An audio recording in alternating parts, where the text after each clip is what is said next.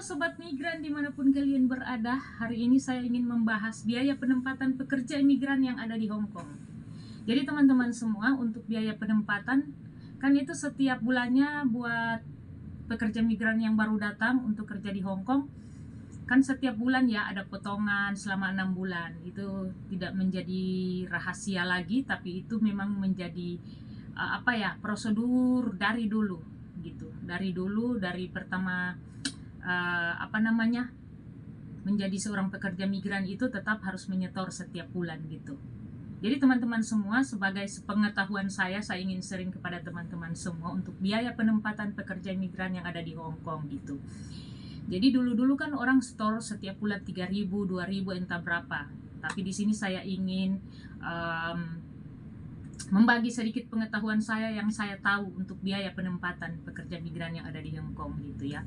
Untuk biaya pekerja imigran yang ada di Hong Kong dari tahun Adam ya, dari tahun Adam, itu sebenarnya yang saya tahu ya dari Direktur Penempatan Pekerja Imigran Indonesia yang ada di Jakarta ya, BP2MI gitu. Bagian penempatannya itu sekitar 21 juta. Dulu itu 21 juta. Jadi di tahun 2017 keluarlah undang-undang gitu dari bapak-bapak yang terhormat di Senayan sana untuk membuat satu undang-undang gitu. Jadi stakeholder semua lembaga terkait membuat keputusan bahwa pekerja imigran dalam 10 sektor tidak lagi membayar sebenarnya gitu. Tidak lagi membayar biaya penempatan yang artinya zero cost. Tapi tunggu dulu. Ini tahun 2017 diterbitkan ya, gitu. Keluarlah undang-undang itu.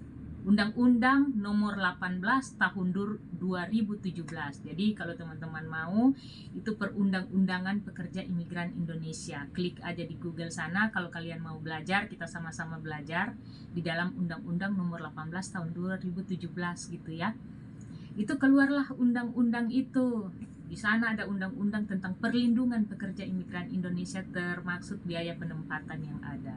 Jadi biaya penempatan setelah undang-undang keluar tahun 2017 itu ya, bahwa pekerja imigran itu tidak lagi dikenakan biaya yang 10 sektor, termaksud kita pekerja migran yang ada di Hong Kong sebagai pengasuh lansia dan pekerja rumah tangga, itu zero cost, itu undang-undang. Tetapi sampai hari ini udah berapa tahun guys undang-undangnya tidak berjalan gitu ya. Ini udah 2003, berarti sekitar mau 6 tahun lalu gitu loh. Mereka yang buat undang-undang itu tapi tidak dijalankan, kan aneh banget nih negara kita ya. Aneh banget negara kita buat undang-undang tapi tidak bisa dijalankan dengan alasan dari Hong Kong lah beginilah begitu, dari kalian yang atur. Maksudnya kalau undang-undang itu diatur gitu dari tahun 2017 nggak berjalan sih, nanti yang kemarin-kemarin di tahun 2022 kita angkat lagi itu baru dari Badan Perlindungan Pekerja Imigran gercep ngurus sana ngurus ini, yang overcharging, yang inilah itu. Dari tahun-tahun kemarin kenapa nggak diurus gitu. Jadi sebenarnya pekerja imigran yang ada di Hong Kong ini udah nggak bisa dikenakan biaya lagi kalau undang-undang itu berjalan. Tapi sampai hari ini enggak gitu. Jadi kembali lagi kayak kemarin saya tanya, jadi Bu gimana ini yang untuk biaya penempatan di Hong Kong? Akhirnya nggak berjalan dong gitu. Dan yang kita lihat kebanyakan sekarang banyak overcharging itu biaya berlebihan gitu. Biaya yang berlebihan gitu. Yang mungkin kita nggak itu lagi undang-undang nomor 18 tahun 2017 itu dan peraturan kepala badan gitu yang zero cost gitu. Ya sudah. Sekarang kita ngobrolin tentang yang penempatannya 21 juta. Tapi kan kebanyakan sekarang overcharging teman-teman semua. Bahkan ada yang 3.000 kali 6 bulan, kalian kalikan aja tuh yang 2.800, 2.900 kali 6 bulan. Bahkan ada yang lapor gitu. Ada yang dari P3MI menyalahgunakan KUR. PMI disuruh bayar selama 1 tahun dan diakumulasi sampai 45 juta. Kan sadis banget itu, maksudnya sadis banget. Akhirnya teman-teman datang kerja di Hong Kong bukan apa ya namanya, bukan biar lunas hutang-hutang di kampung, tapi menambah hutang, teman-teman. So, benar nggak sih? Dari biaya penempatan kita yang sangat mahal, cross check jadi sekitar 45 juta. Paling rendah saya lihat ya 30 jutaan gitu. Tapi berarti overcharging dong maksudnya. Yang dari 20 juta ke 30 membengkak gitu. Jadi mau dikeluarin undang-undang atau tidak sama aja kayaknya gitu. Itu yang lucunya kita Indonesia gitu. Dikeluarin undang-undang tapi undang-undang itu nggak terlaksana buat kita gitu. Ngapain gitu buat undang-undang bapak-bapak yang terhormat di atas sana. Tapi tetap sampai hari ini overcharging di mana-mana pekerja migran Indonesia gitu ya. Sampai hari ini pekerja imigran masih dikenakan biaya yang sangat tinggi. Itu yang kami urusi kemarin, bantu urusi teman yang di Interminit. Sekarang dia lagi urus BPJS Ketenagakerjaan. Dihitung-hitung dia ternyata overcharging 2.800 sekian kali 6 bulan ya 30 juta lebih lah. Berarti ya overcharging dong, biaya berlebihan gitu. Aduh. Dan ini menjadi bukan lagi rahasia umum gitu buat pekerja migran. Bahkan ada yang ngomong gini, oh dulu kalau masih kita dulu bahkan nggak terima uang sama sekali, tinggal uang. Yang saya sangat juga miris lihat itu teman-teman di Singapura juga loh. Teman-teman yang di Singapura saya lihat minim pengetahuan tentang hal-hal ini juga. Kasihan loh mereka. Saya lihat bahkan mereka tuh kalau di Interminit sebelum habis potongan mereka dikembalikan lagi di PT lagi, kayak intimidasi gitu, harus membayar. Jadi teman-teman semua ya, ini siapa tahu ada yang lihat konten ini terus dalam permasalahan kalian di Interminit terus belum selesai potongan, nggak usah dibayar karena kan kalian di Interminit loh.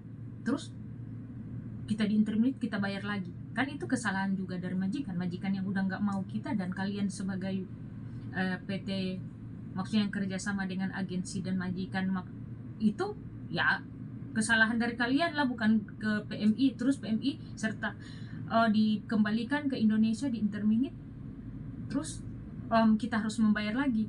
Nggak usah lah dibayar. Kalau kalian merasa terintimidasi ya silakan lapor ke Disnaker atau ke BP2MI, Badan Perlindungan Pekerja Imigran Indonesia. Tapi kalau saya rekomendasi lapor ke Badan Perlindungan Pekerja Imigran atau ke BP2MI, mendingan lapor di situ kalau buat saya, karena jelas di situ ada call centernya. Di call center langsung pergi ke bagian pelindungan, nanti pelindungan yang mediasi sama PT, apa PT masih mau minta lah apa semua gitu. Dan kalau terserah kalian mau ke Disnaker, karena Disnaker juga bertanggung jawab semua gitu atas yang terjadi di dalam pekerja imigran Indonesia gitu.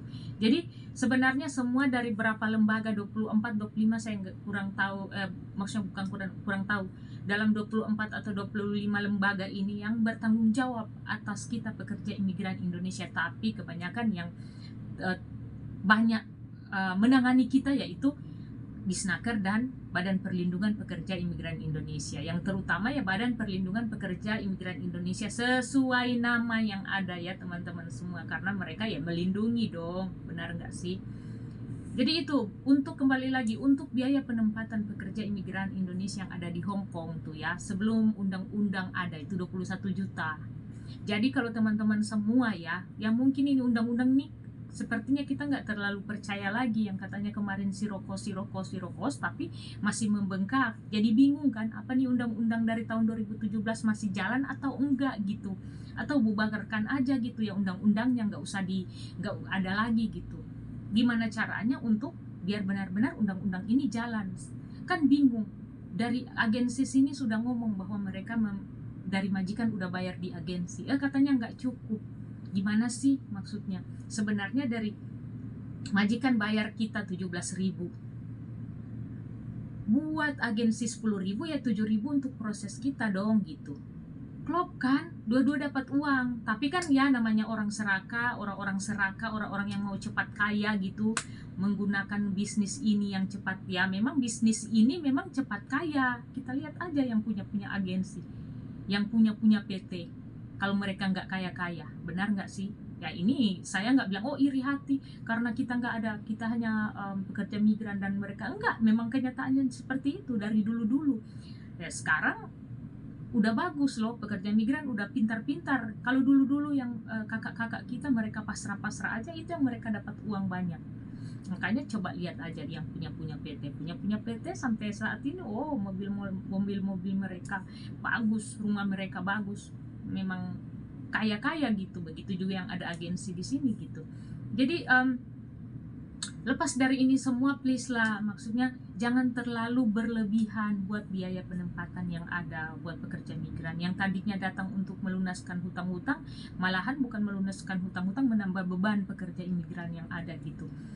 Yang tadinya cuma 20 juta jadi 40 juta contoh. Ya kita nggak usah cerita tentang zero cost, tapi kita cerita tentang yang normalnya gitu.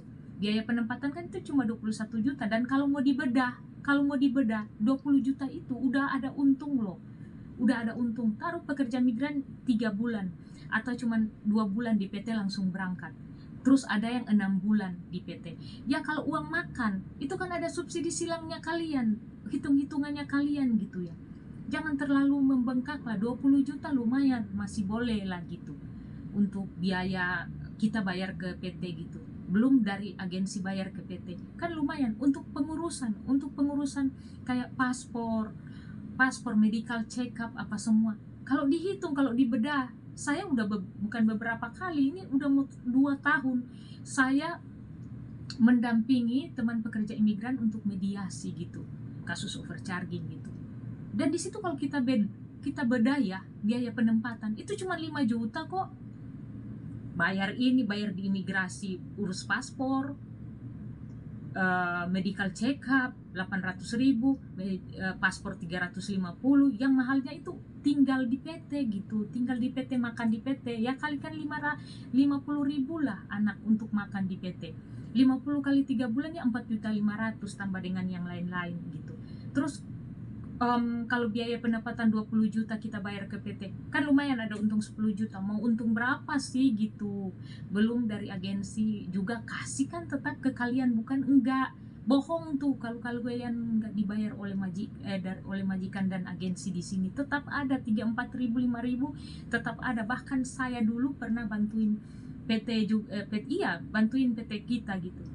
Itu dikasih loh 7.000 satu anak, itu tetap dikasih $7.000 Hong Kong ya. $7.000 Hong Kong berapa kalau di kurs sekarang? Berapa? Hampir 14 juta dong gitu maksudnya. Ya aduh, gimana ya? Jadi semoga ini kan saya buat konten ini dalam euforia orang-orang lagi mau mencalonkan diri menjadi anggota dewan, bahkan pemimpin baru, pengganti presiden dan wakil presiden. Saya mohon siapa yang lihat konten ini ke depan gitu ya, tolonglah untuk pekerja imigran Indonesia. Kalian cuma memikirkan di dalam bangsa kita, yang kita di sini ini kasihan. Kita ini berkontribusi untuk mengembangkan bangsa gitu. Kok kalian nggak fokus ke kami gitu, cuman asal-asal buat undang-undang, tapi undang-undang nggak dijalankan gitu. Dari tahun 2017 nggak jalan tuh undang-undangnya itu, sampai ini 2023 masih pembiayaan yang berlebihan. Gimana sih gitu? Kami pekerja migran hanya dijadikan objek, sebagai lucu-lucuan aja berarti kami nih gitu maksudnya. Semoga konten ini bisa dilihat bapak-bapak yang terhormat di atas sana ya, bahwa kami jangan dijadikan objek. Kalau emang benar-benar kalian terpilih gitu ya, amanah sedikit, perjuangkan hak-hak kami gitu. Oke, teman-teman semua, jadi dengan adanya konten ini, mungkin teman-teman yang belum tahu tentang undang-undang, tentang peraturan yang ada, sebenarnya kita nih udah tidak lagi dikenakan biaya karena undang-undang dari tahun 2017 dikeluarkan dan sampai sekarang ini tidak berlaku. Itu buat apa gitu? Jadi sebenarnya kita udah nggak dikenakan biaya untuk ke Hong Kong dan negara-negara lain kayak Singapura juga begitu. Jadi teman-teman seperti itu. Semoga dengan konten ini kita sama-sama belajar ya, bahwa kita ubah mindset kita bahwa kita pekerja imigran yang berharga, kita nih orang-orang yang hebat, kita nih orang-orang luar biasa gitu ya, yang banyak kontribusi untuk bangsa. Karyawan-karyawan di Indonesia itu cuma membayar pajak dari gaji mereka yang ada, tapi kita memberikan devisa untuk negara ya. Begitu teman-teman semua. Oke, tetap semangat. Sampai di sini konten saya untuk biaya penempatan untuk Hong Kong. Bye-bye.